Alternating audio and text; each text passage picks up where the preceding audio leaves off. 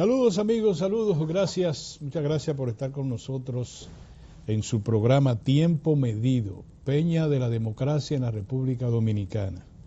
Son ustedes muy amables en darnos ese privilegio de estar con su presencia virtual, obviamente, donde quiera que ustedes se encuentren. Llegamos a través de Teleradio América para todo el mundo con todas sus disponibilidades tecnológicas. El ciudadano que ustedes están viendo a mi diestra es el señor Abinader Fortunato, que es primo del presidente por el nombre. Primo hermano. Todo bien, todo bien.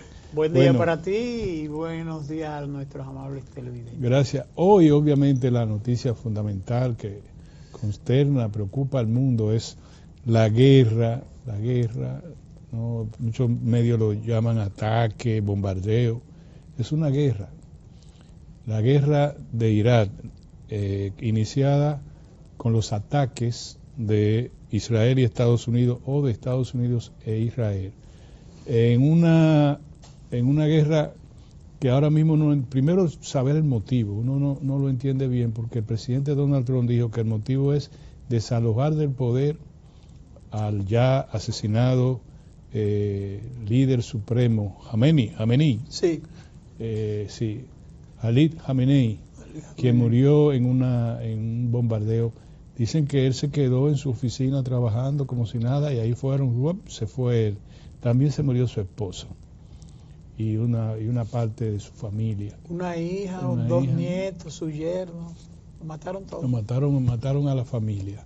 Entonces el presidente Trump, eso fue el sábado, el bombardeo comenzó a las 9 de la mañana del día sábado, hora de Oriente Medio, y él dijo que era desalojar del poder al señor al líder supremo, y dijo que era la oportunidad que iban a tener los israelíes de la oposición para asumir el poder. Y le dijo, aprovechen eso, que van a pasar generaciones y ustedes no lo van a poder hacer si no lo aprovechan ahora. Pero ayer el secretario de Defensa del Pentágono dijo que no, que la intención no era desalojar del poder a los actual régimen, sino que era desarticular todo el aparato de andamiaje militar y nuclear de Irak y llevar la paz al mundo, garantizar la paz al mundo. Fíjate que dos versiones más encontradas y más difíciles, pero la verdad es que ni una cosa ni la otra, porque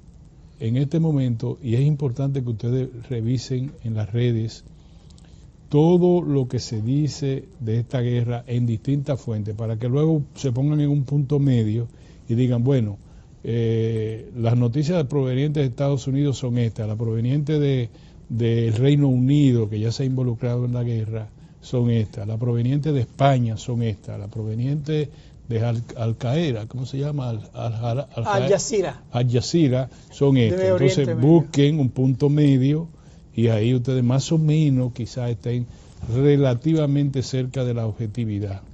Pero la verdad es que no ha resultado, cuidado si aquí se repite lo de Ucrania. En principio el presidente ruso dijo que eso era un operativo rápido de control de lo que él decía que pretendía el régimen de Ucrania, que lo iban a derrocar y esto. Bueno, la guerra lleva 4 años y todavía está ahí pendiente. En este caso,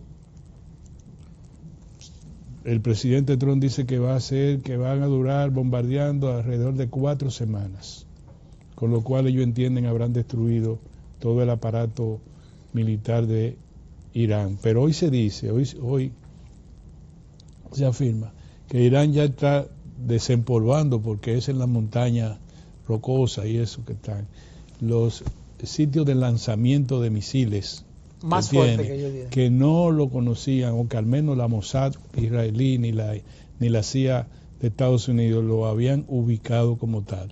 Eso y entonces, número 1. Y número 2, se ha declarado una guerra regional. Yo quisiera, antes de dar paso al camarada, decir lo siguiente. El Medio Oriente se divide concretamente en Medio Oriente global y la zona del Golfo. Pero todo ahí, ¿cuánto hay? Como 10 países. pero hay cerca de 170, y se lo voy a confirmar, 170 o 70 millones de chiitas. De chiita es es una religión que dice... Una variante del Islam. Sí, pero tú sabes, como el catolicismo, sí. Que tiene distintas cosas. Esta dice que ellos están conectados por una cosa con el otro mundo, con que si o cuánto, que allá, y que de allá le mandan a decir que el Mesías está ahí entre ellos. Podría ser el Mesías. Entonces resulta que hay 70 millones de personas, y yo se lo voy a confirmar ahora, en Oriente Medio que creen eso. Dentro de los 1.000 millones, de 170, entre los 1.000 millones de musulmanes, hay 170 chiitas. Pero los otros, que son de otra cosa, obviamente que no van a respaldar cuando Occidente acaba de esa manera, ataca de esa manera ahí, no creas tú que ahí no se puede producir lo que muchos temen, que no ocurrió con Irak en la guerra del Golfo Pérsico, ni en la guerra de invasión a Irak, cuando Irak invadió a Kuwait, ni en otras guerras en la zona, no, ni tampoco cuando se produjo en Libia, que también era un gobierno de tipo religioso, no ocurrió el que se desarrollara una guerra religiosa. Tan fuerte como esa. Pero esta con Irán. Irán es el centro de la versión más violenta de los musulmanes, para decirlo de alguna manera. El que mejor armado está, o estaba, no se sabe. Y de ahí, esa parte ya está en... Irán ha bombardeado a 10 países de Medio Oriente y del Golfo, para dividir las dos zonas. ¿Dónde están las bases del Golfo, norteamericanas? No, y donde no están bases también, porque hay otros que le han dicho que no es Arabia Saudita, ¿cuál fue? Qatar. Pero nosotros no tenemos base americana, no importa, se fue para allá. ¿Por qué? Porque evidentemente Irán quiere regionalizar el conflicto, y el amigo el primer ministro inglés, a mí me parece una torpeza anunciar que le dio permiso a Estados Unidos para que bombardearan desde allí, con lo cual lo que quiso decir, o lo que no quiso decir y dijo, es que se involucra el Reino Unido está en el la guerra. Objetivo. No, se involucró en la guerra. Si tú me dices, yo le dejé el patio de mi casa para que te entraran a pedrar a ti también desde mi casa, te involucraste en el pleito. Tú estás en el lío, de ahí salieron las piedras. Entonces ya le están tirando también a ese lado. Está regionalizado, pero hay dos sitios que son de la Unión Europea.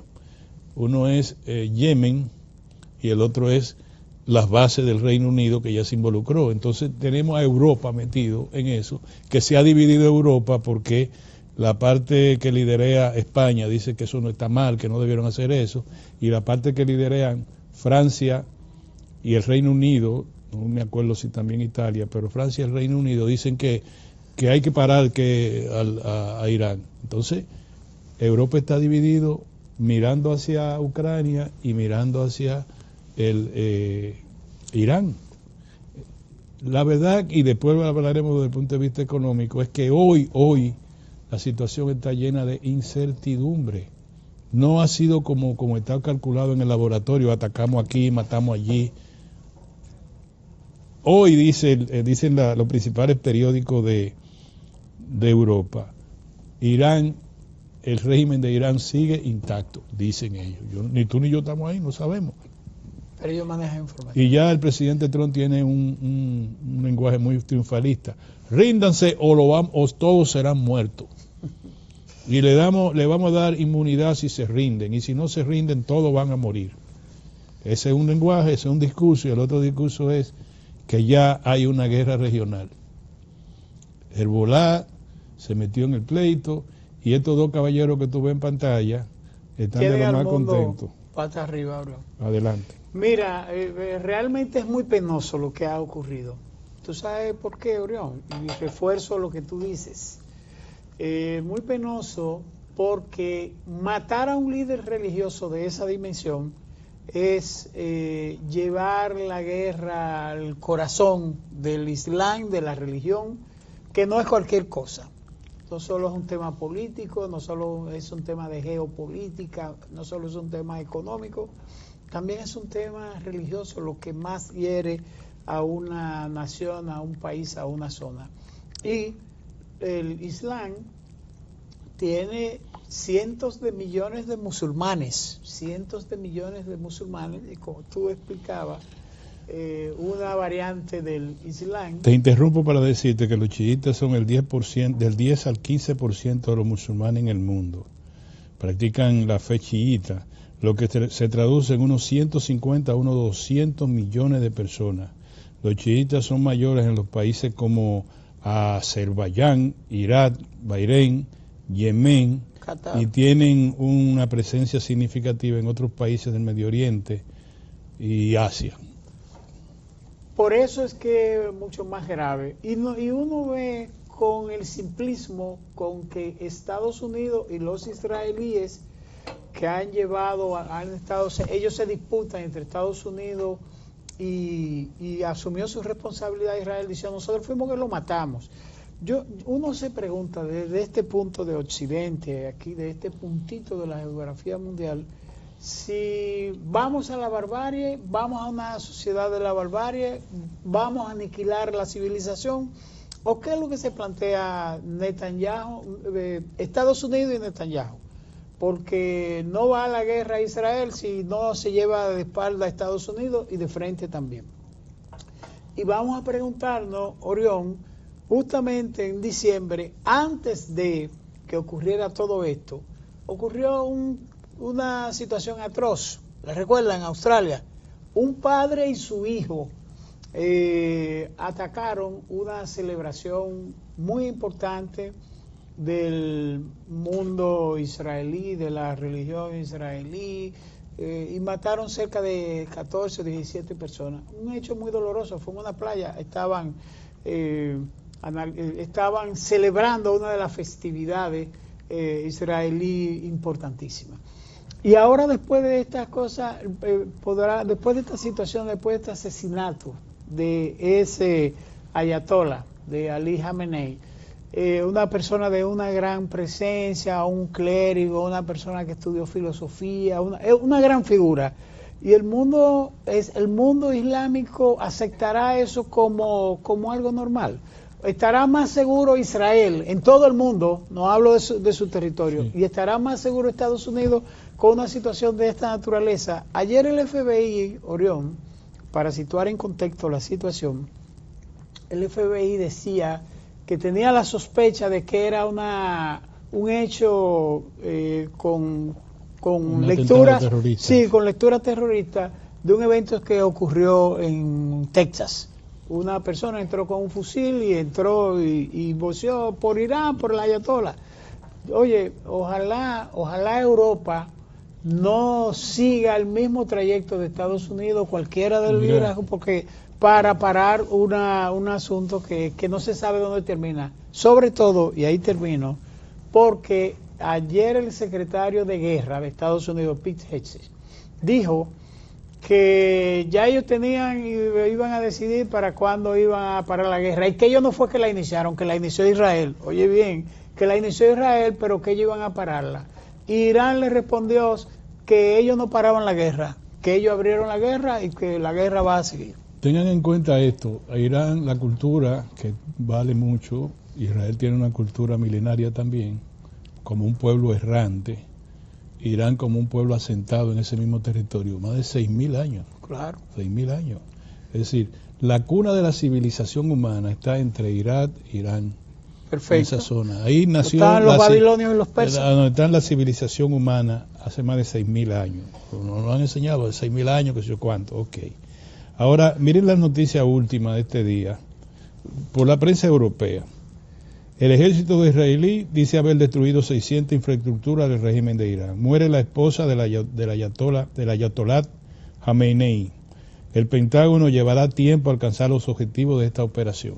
Dice el Pentágono. El Pentágono. Aunque el presidente ha dicho que 4 semanas. 4 semanas es mucho tiempo matando gente.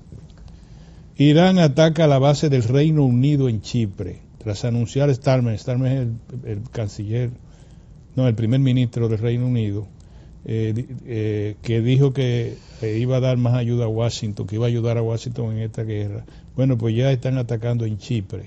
Chipre es digamos que es un interés del reino, no solamente del Reino Unido, que tiene base allá, sino de Europa, de la Sí, Unión es un Europea. enclave importantísimo. La Agencia Nuclear de la ONU avisa del riesgo de fugas radioactivas si los bombardeos dañan instalaciones israelíes. Estados Unidos retira sus aviones de la base de Morón al no tener permiso de España. El precio del gas en Europa se dispara casi un 50%. Y eso es importante que lo recalquemos. Derribado 3 cazas F-15 de Estados Unidos en Kuwait por fuego amigo. Los amigos cubatíes tumbaron 3 aviones americanos. Dicen que la CIA siguió durante meses los movimientos de Jamenei, pero dicen también que él cometió un error, se quedó en su oficina trabajando. Sí, él dijo que no iba, incluso está tan... Y ahí mismo él un suicidio, porque si tú te quedas en donde todo el mundo sabe que es tu oficina, pues sabe que se lo van a llevar eso, y se quedó trabajando, a pesar de que los organismos iraníes le dijeron, vámonos a un sitio seguro, él se quedó ahí. Obviamente que ese era lo que iba a pasar. Yo creo que él entendía que él iba al martirologio, como ellos lo plantean en términos religiosos, que estableció incluso Orión 4 sucesiones en caso de que él muriera, 4 sucesores de él, para que no se produjera un vacío de poder religioso. La Constitución de Irán dice cómo hacerlo. Por ejemplo, el presidente, que es como una especie del primer ministro, el presidente, sí, que administra el gobierno supremo, cercano a Dios era ese, pero el presidente dijo ya que se nombraron 3 integrantes de un triunvirato, sí, para que en los próximos días nombrar a un jefe supremo, que son de los que están ahí, que entre ellos probablemente esté, según ellos piensan y creen, el próximo, ¿cómo le llama? El que viene en nombre de Dios. Un profeta. El próximo profeta. Fíjate por dónde va la cosa, ¿verdad? Entonces, ¿qué es lo que está pasando ahora mismo? Yo te digo una cosa. El sábado, antes de las 9 de la mañana, Donald Trump tenía las elecciones de medio término perdidas irremediablemente en los Estados Unidos. ¿Y ahora? No, lo que te quiero decir que por eso, esa es una de las razones esenciales por la que se le dio seguimiento a lo que Israel quería hacer y lo que Netanyahu dio como 10 viajes a Washington para tratando de convencerlo, iba ahí caminando y caminando, y esa ruptura de la reunión que se iba a celebrar en Viena era, sí, en Ginebra era, o en Viena, bueno, ahí, que de repente la cancelaron, porque si están hablando, nadie se ha ido de ahí, ¿quién la canceló y cuál fue la situación? Bueno, los análisis que se hicieron estratégicos, el mandato de Trump ya se iba a derrumbar por completo, porque si pierde las elecciones de medio término, su situación, en la medida en que él lo ha llevado, que es prácticamente de carácter tiránico, nada más el Poder Ejecutivo decide sobre las principales situaciones, y esa guerra fue decidida sin el concurso del Congreso, sin informarle al Congreso de los Estados Unidos. Dijo el secretario de Estado que ellos le habían informado al CAUSCU del Congreso, del Senado, relacionado con la seguridad. ¿Sabes? Los grupos hay una micro cosa que se le dice y ellos dicen que le informaron ahí, pero no al Congreso en sentido general. De manera que la Casa Blanca y el Pentágono están actuando por cuenta propia. Pero a mí me parece que es una respuesta a tratar de evitar situaciones como el caso Epstein, que ya al estar el expresidente Clinton sentado ahí, el que apareció vestido como ropa de mujer en una bañera en la casa de Einstein, y decir, yo no vi nada malo, yo no sé, ahora yo sí sé que hay fotos, hay fotografías y videos que implican al presidente de los Estados Unidos. Si un expresidente dice eso, la presión incluso del casco, llamémosle así, o de los MAGA, republicanos, el grupo MAGA, el movimiento MAGA, que es el que está peleando, porque es un movimiento conservador, ultraconservador, pero muy moralista, sí, y le está diciendo todo el que esté ahí no puede estar en el gobierno. Claro. Y el primero que están señalando es al presidente Trump. Entonces, todo eso yo te lo digo para que caminemos. Europa tampoco fue informada, para que caminemos hacia por qué esa acción fue temeraria. Uno dice, bueno, pero si estaban negociando, ahora, si es que Irán está tirando un cañonazo, como lo hizo, por ejemplo, En el gobierno del presidente Bush, padre o hijo, Padre. Irak había invadido a Kuwait y la había anexado. No solamente la invadió, sino es una provincia de nosotros. La ocupó. Ahí vino la guerra de la tormenta del desierto. Eso tiene un sentido desde el punto de vista de la guerra. No, espérate, así no. Ok. Lo otro era que había que agarrar a Saddam Hussein. Pero ya, ¿tú sabes cuántos países fueron tras Saddam Hussein? 47 países conformaron la alianza. La alianza, incluyendo a la República Dominicana, que mandó tropas. Sí, sí. A Irak. Que era el ejército más poderoso, se decía, de la zona, alimentado por Estados Unidos para pelear con los iraníes. La otra cosa, Orión, de eso, murió también el expresidente Ahmadinejad, que llegó a hacer una visita aquí a Latinoamérica, varias visitas, sobre todo hizo visita a Cuba y a Venezuela. El expresidente Ahmadinejad, que había sido un líder estudiantil, que había encabezado aquella ocupación a la embajada de Estados Unidos en 1979. Lo que voy a decir sobre lo que tú estás diciendo es la lectura de lo que ha dicho Rusia y lo que ha dicho China. Ayer vi un analista, esta madrugada, del diario El País, un analista político, un sociólogo y politólogo, y decía que la cosa podría seguir complicándose un poquito más, que China ha puesto en su versión de Estado y en su versión política, en su versión de gobierno, a dos voceros. Y digo que por primera vez, o sea, en los últimos tiempos, sale un vocero militar. Salió un vocero del gobierno por Cancillería, repudiando y atacando y diciendo toda la gravedad del tema de la guerra, y salió un vocero militar, pero dijo algo muy importante, que es lo que tú señalas, la parte conservadora del movimiento MAGA y todo lo que parece ser que los chinos y alguna de sus alianzas en la zona van a empezar a atacar a Estados Unidos por la parte moral que implica eso. Y decía, la primera vez que China establece dos voceros, un vocero militar, está mandando un mensaje,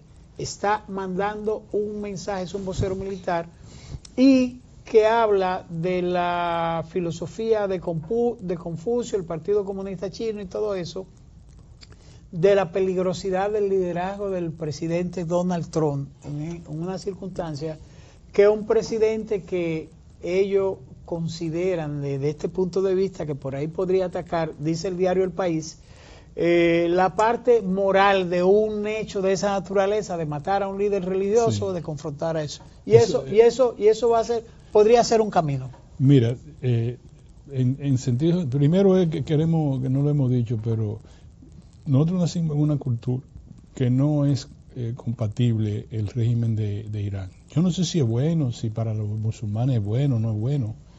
No es compatible para el criterio de libertad, de pluralidad, de transparencia que queremos tener en Occidente. Yo respeto a ellos, pero a mí me parece que una cultura que segregue a la mujer no me parece, no la comparto. Y es una cultura, no solamente es un régimen político, es una noción de la vida que tienen, difícil.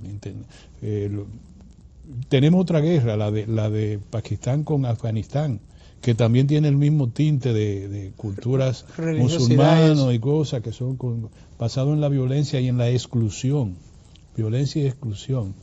Y entonces hay un grupo que se enriquece porque el ser humano es el mismo donde quiera, su ambición, su cosa, y en base a una tiranía. Como tampoco nos gusta el régimen de El Salvador, y es un régimen de aquí, porque no es verdad que me van a decir, mira, porque tenemos 43.000 delincuentes, supuestos delincuentes presos, yo me voy a mantener toda la vida y nadie puede hablar, y yo voy a sacar a 6 miembros de la Suprema Corte de Justicia porque están contra mí, están fuera, pongan 6 míos. No, eso es inaceptable, no es posible ni que me digan, mira, que allá se puede, como decían cuando Trujillo, dejar una botija en el medio de la calle y tú dormir con una botija y amanecía con tu botija ahí. Ni así tampoco. Nadie se la robaba. Sí, entonces queda claro de que nosotros no entendemos primero y no aceptamos después la forma de régimen que tiene especialmente Irán, que es muy fuerte. Pero tampoco nos gusta al señor Netanyahu, que para nuestro modo de ver, y yo sé que tú estás de acuerdo conmigo, es un gran asesino que no tiene el menor respeto de la vida humana para ni nada. de nada. Entonces tampoco, así no puede ser. Y en Estados Unidos, que es la grandeza de Estados Unidos, estuvo siempre en su democracia, en la operatividad de su democracia. Si vienen los marxistas comienzan a decir la clase dominante, no, yo digo es que un tribunal opera para todo el mundo y que operaba, hay que decirlo ahora, porque el presidente Trump decide que nada vale. Él se lo ha echado todo encima. Entonces, ¿qué pasa ahora? Y quizá a reserva de que volvamos en el próximo comentario brevemente para poder tener otros temas. ¿Qué pasa ahora? Bueno, el petróleo hoy aumentó en 2 días, lleva un 9%, casi un 10%. El petróleo que se usa, el tipo de carburante que usa la República Dominicana, está a 67, 68. Y el tipo Brent, que es el que se mercadea en Europa, está en 76. Ha aumentado, en sentido general, el petróleo ha aumentado un 10%. Pero en Europa, el gas licuado, el gas natural aumentó un 50%. Y todavía el estrecho de Hormuz no está cerrado totalmente. Un bombazo por ahí, no hay un barco que quiera cruzar, un barco tiene flete y seguro, es decir, tú tienes que asegurar la carga y las aseguradoras no van a asegurar un barco que cruce el estrecho de Hormuz. En medio de ese... No le van a decir, no, que si se explotó, pero nosotros no vamos a asegurar para tener que pagar una carga en un sitio donde no hay seguridad ahora. Eso irremediablemente va a aumentar los precios del carburante en sus distintos tipos y versiones. Y no importa que la organización productora de petróleo haya aumentado en 200 millones de barriles de petróleo diario, porque el problema está en ese trecho, ¿De dónde que pasa lo van a sacar? El 20% de la producción de petróleo a nivel mundial. No es que yo produzca mucho, es que como pasa por ahí, el 20% de lo que yo produzca. Sobre todo, Orión, que también Irán, que dio una respuesta rápida como Estados Unidos no la esperaba. Automáticamente empezaron los misiles, los bombardeos de Estados Unidos y de los israelíes. En automático entraron de una vez también los bombardeos de misiles balísticos de Irán hacia esos 10 países, la zona del Golfo Pérsico, sí, y la zona, hay una parte. Vamos a un cambio antes del próximo bombazo. Retornamos casi de inmediato. Señores.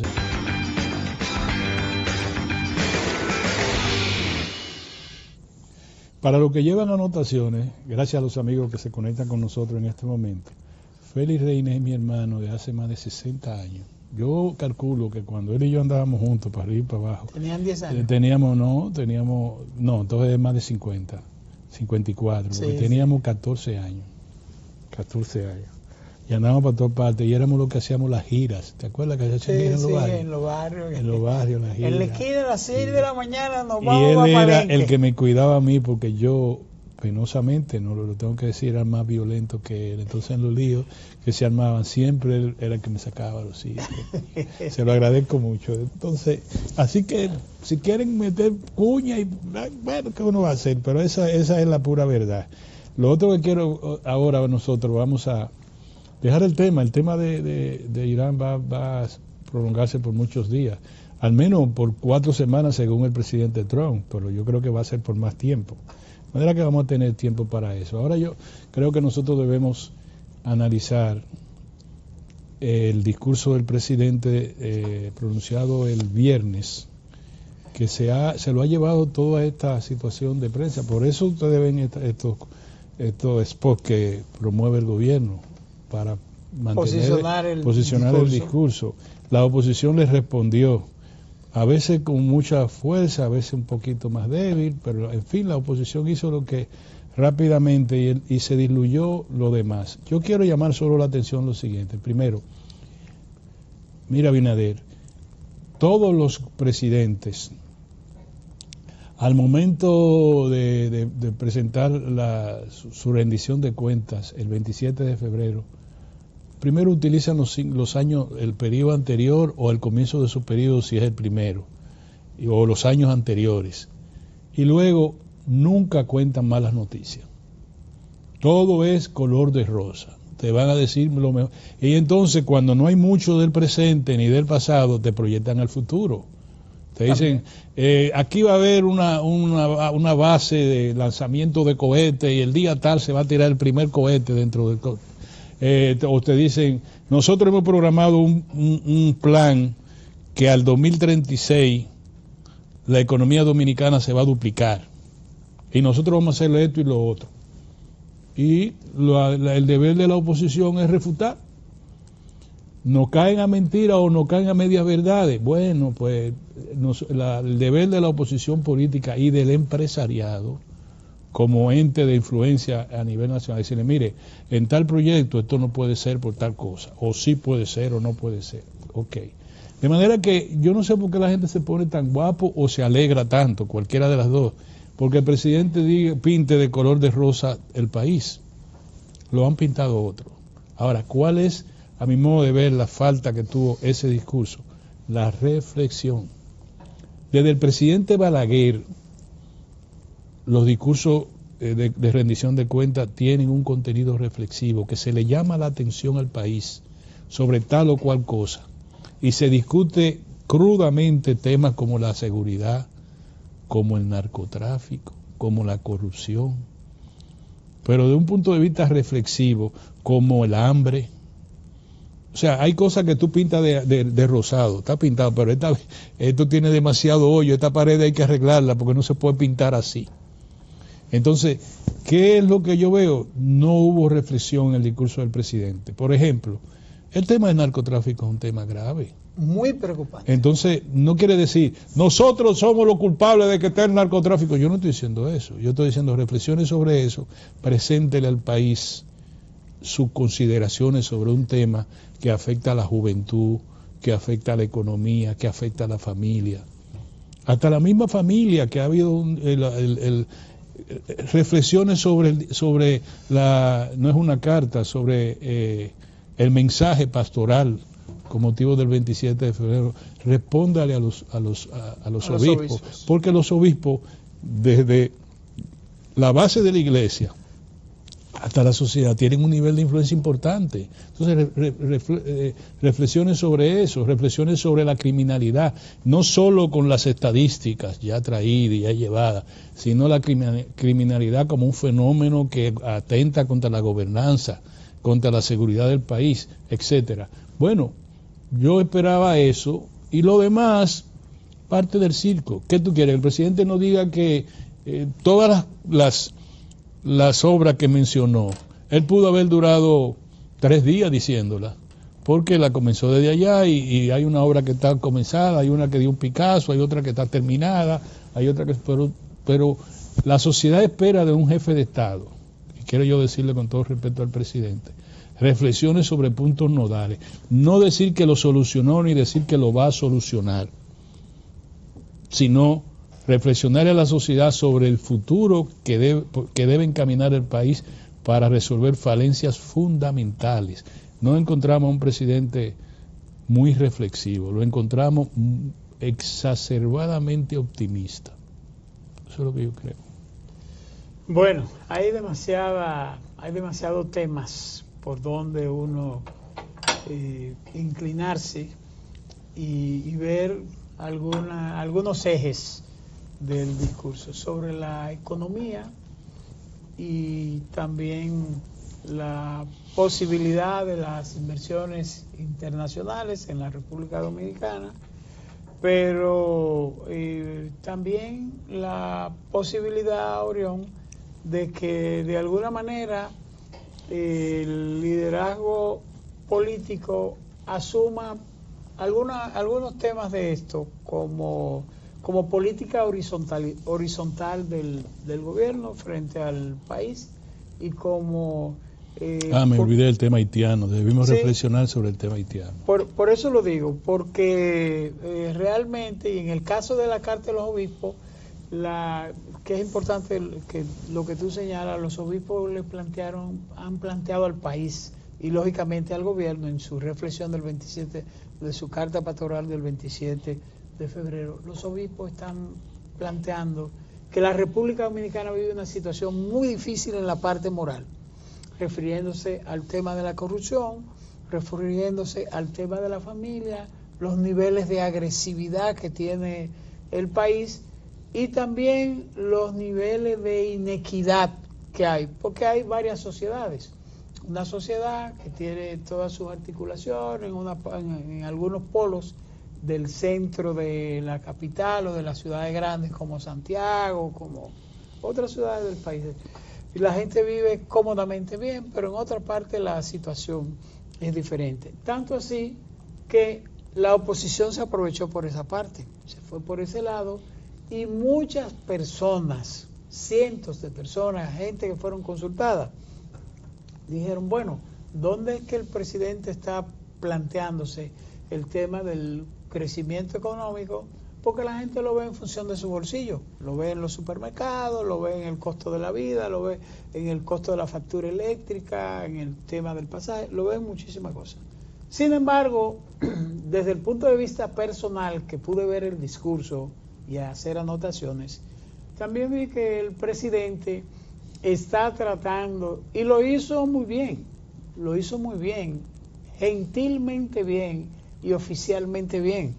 Ahí está arengando a su tarea, emocionando a su militancia, emocionando a sus seguidores, emocionando a su partido, con los temas que expuso, de alguna manera, las obras de construcción, con una situación que le había traído el presidente y al gobierno y a su partido, el PRM, el tema de que el gobierno no había construido nada y ninguna obra importante. Bueno, previo a eso, en la víspera de esa participación por el 182 aniversario de la independencia de la República, el presidente inauguró el metro desde la zona de el kilómetro 9 hasta las zonas de los Alcarrizos, que ha sido un boom para el gobierno, que ha sido un éxito, que empieza a dar sus resultados con la participación de la gente, el uso de la persona, y creo que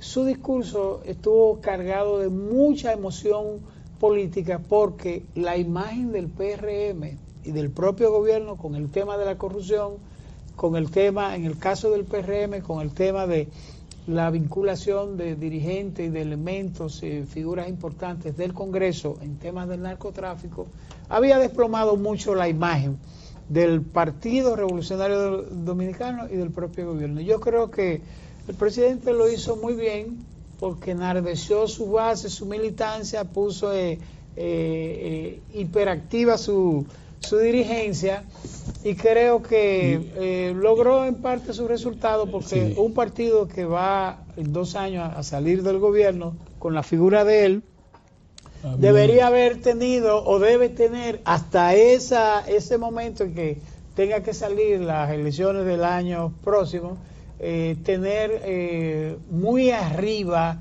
su militancia. Un presidente no puede llenar de pesimismo a una sociedad. Un presidente levanta los ánimos, es un ejército del país, los inversionistas, habló desde la primera base, las pymes, hasta los grandes proyectos que él entiende que va al país. Yo siempre digo que la democracia es importante. El PLD, inmediatamente con su secretario general, escribieron un discurso, él lo leyó un teleprompter, diciendo la falencia que le encontraba al discurso. Lo mismo hizo con unas anotaciones que tenía a mano el presidente Leonel Fernández. Y bien, eso es la democracia, eso no es malo. No es malo que el presidente pinte de rosado el país y no es malo que la oposición intente embadurnarlo de grisáceo. Sí. Pero es como yo describí en el editorial del Nacional, ni tan cerca que queme, ni tan cerca que queme al santo, ni tan lejos que no le alumbre. Que no le alumbre, o sea, ni tanto ni tampoco. Bueno, así vamos. Ahora, fíjate una parte que a mí me parece que también el presidente pudo haber reflexionado, porque todos nosotros también somos responsables lo que se roban la luz o lo que subsidian la factura eléctrica, como es el caso, en el caso mío, por la zona donde vivo, que me cobran el kilovatio hora, el kilovatio hora y que oro a un nivel alto, porque de ahí sacan para pagarle a otros que no pagan. Diablo. Fíjate cómo es. Tú sabes, por ejemplo, el presidente no habló de eso, y del apagón le dedicó 19 palabras, diciendo que era inaceptable que se apagara y que eso se iba a investigar y que en una semana, en tal tiempo, se iba a decir los resultados de esa investigación. La segunda, ¿verdad? Porque ha habido 2 apagones generales. Pero muy bien se pudo reflexionar sobre el hecho de que un informe al que hace acopio el Diario Libre de hoy, las sedes perdieron el año pasado, el año en que el presidente tenía que rendir su cuenta sobre ese año, no sobre otro, 38.8%, casi el 39% de la energía eléctrica comprada por la sede, que representan 1.600 millones de dólares, que debe, si no lo ha hecho, transferir el gobierno al subsector eléctrico generador, ¿verdad? Entonces, que fue mayor, y ojalá que ustedes los lean, nada más le leo esto rápidamente. De este, de sur y de norte cerraron el 2025 con un promedio de pérdida conjunto del 38.8%, lo que obligó al gobierno a destinar 1.600 millones de dólares para cubrir el déficit, ese déficit generado por esas pérdidas. Al mismo tiempo hubo una menor inversión y un alza en el gasto corriente en esas empresas distribuidoras. Eso es un motivo de reflexión, es un motivo de decirle, miren, no, vamos a amarrarnos, la gente no vamos a permitir que se robe la luz, pero no vamos a permitir que el dinero generado en estas transacciones que hacen las sedes se vayan en gasto corriente y en beneficio para los directores y los funcionarios de esas dependencias, de esas empresas del Estado. Bueno, no se habló de esto. 1.600 millones, conviértelo a 61, tú verás, y dale por 10 años lo que eso significa para la economía dominicana. Una y lo que sangría significa profusa. Entonces no puede ser. Entonces dice, no hay inversión suficiente, o sea, está paralizado. El presidente dijo, ese es un problema de todos los gobiernos, consuelo de muchos, consuelo de tontos. Entonces, no, ¿cuál es la parte que a usted le corresponde afrontar, presidente? Nada más. Ahora tenemos por ahí, por la línea noroeste, un grande proyecto de generación eléctrica, pero el problema dominicano no es de generación. En los proyectos, ahora que se sabe que los proyectos que están en la línea noroeste van a estar fundamentalmente dirigidos a servir a la electricidad en Puerto Rico, por los generadores, es un negocio. Los generadores van a generar más a Puerto Rico, todo el sobrante de la generación. El problema es distribución. El problema son el cableado, el problema es el acceso, los medidores, el problema es cómo nosotros reducimos el hecho de que cuando usted compra 100 pesos, 100 dólares de energía a los generadores, usted inmediatamente está perdiendo 39 dólares ya de antemano, está perdido. Ha perdido en la distribución y en el acceso que tiene la gente al pago de la energía.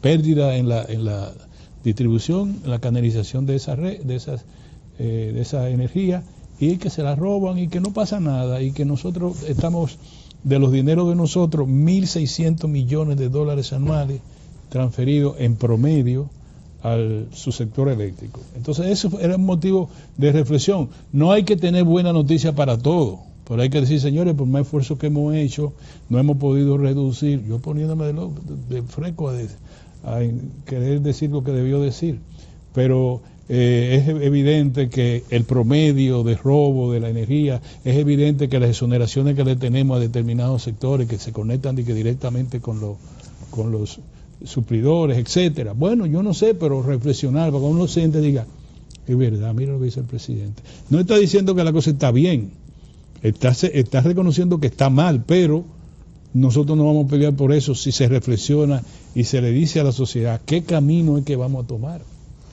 Y sobre todo, Orión, en un momento en que el tema de las sedes llegaron al gobierno que encabeza el presidente Luis Abinader desde el 2020, con una política frontal hacia el PLD en ese momento, que había dejado casi en 500 millones de dólares el déficit de las sedes. Entonces, uno esperaba que ese déficit que había tenido los gobiernos del PLD y los últimos dos gobiernos del presidente Danilo Medina, ese déficit, en vez de ir subiendo, fuera bajando.